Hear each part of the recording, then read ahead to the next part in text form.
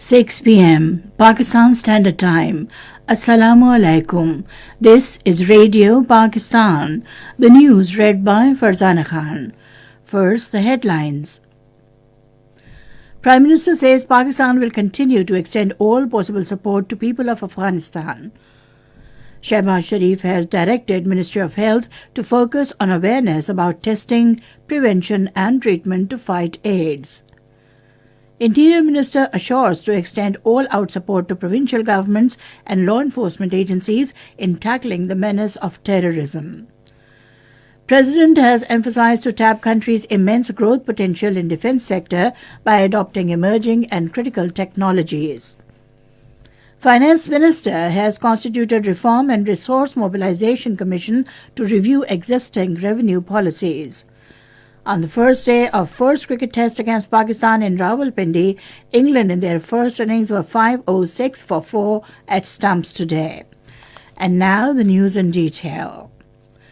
Prime Minister Shehbaz Sharif has reiterated Pakistan's desire for a peaceful Afghanistan and said it will continue to extend all possible support to Afghan people in this regard. He was talking to Minister of State for Foreign Affairs Hina Rabbani Kar, who called on him in Islamabad today and briefed him about her recent visit to Afghanistan. The Prime Minister underscored that the international community should play its role to improve the situation in Afghanistan.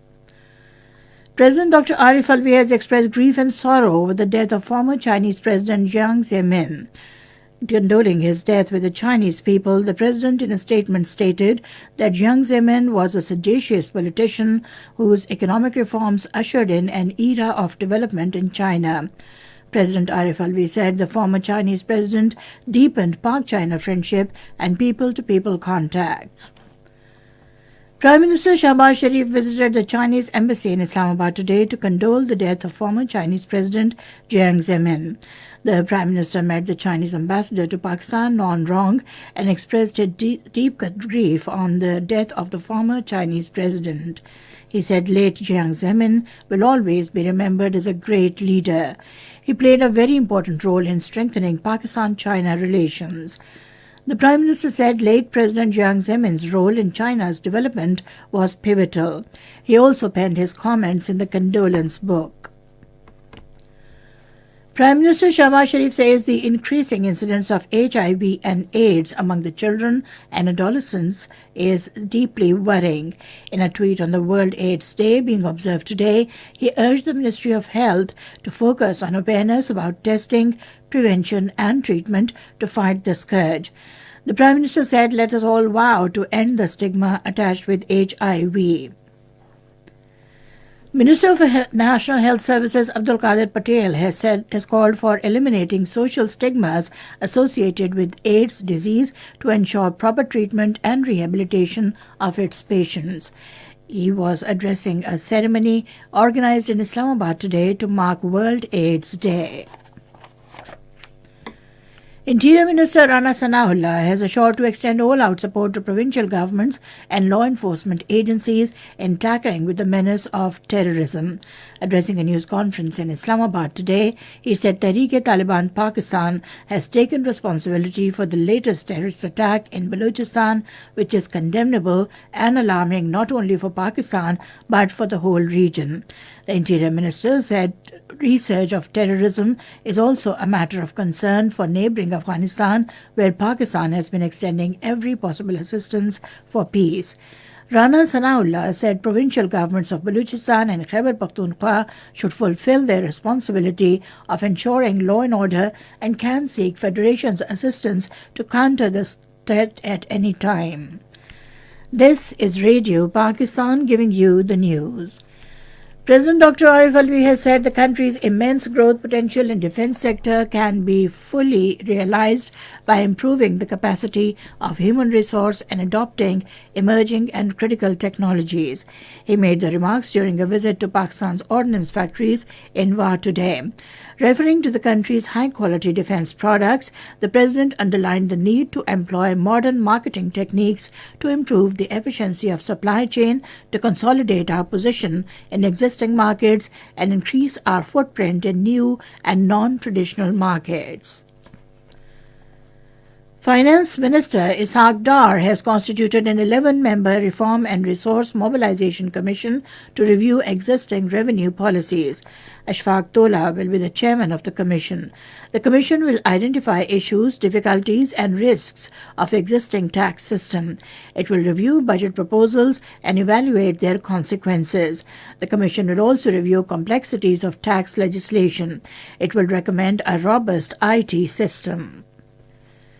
Ethiopia says Addis Ababa is keen to help Islamabad in addressing the climate-related issues which have caused great economic and human loss to the country in the form of recent flash floods. This was stated by Ambassador Extraordinary and Plenipotentiary of Ethiopia to Pakistan, Jamal Bikar Abdullah, who called on Special Assistant to the Prime Minister and Minister of State Romina Khurshid Alam in Islamabad today. The ambassador briefed Romina Khurshid on the Green Legacy Initiative, which was a brainchild of Ethiopia's Prime Minister Dr. Abiy Ali Ahmed. He said the initiative had brought green revolution in the country through attitudinal behavior and cultural change. The ambassador also informed Romina Khurshid about the business opportunities for Pakistani businessmen in Ethiopia. Romina Khurshid said she would be organizing a conference for promoting connectivity between the African region and Pakistan. Newly appointed head of UN Office for Coordination of Humanitarian Affairs in Pakistan, Carlos Giha, called on Chairman NDMA, Lieutenant General Inam Haider Malik in Islamabad today. The Chairman NDMA welcomed Carlos Giha and apprised him of ongoing work in related domains, especially targeting humanitarian assistance in flood-affected areas. Both sides stressed upon reinforcing the shared vision of accomplishing urgent human security benchmarks related to climate change, especially in remote areas. They also agreed upon greater technology-driven connectivity to maximize impact reach of disaster mitigation and response in hazard-prone areas. Foreign Affairs Minister of Palestine Dr. Riyad al-Maliki has welcomed the unanimous vote in favor of 4 resolutions for Palestine in the special session of the United Nations General Assembly. The voting took place on the 75th anniversary of the Nakba. Dr. Riyad al-Maliki pointed out that the country's vote in favor of the resolutions is evidence of the international consensus on the Palestinian issue. He thanked the friendly and brotherly countries that voted in favor of these decisions and the remarkable increase in the number of these countries. And now cricket. On the first day of first cricket test of 3-match series in Rawalpindi against Pakistan, England were 5-0-6 for 4 at stumps today. For England, Zach Crawley, Oli Pope and Ben Duckett scored 122, 108 and 107 respectively.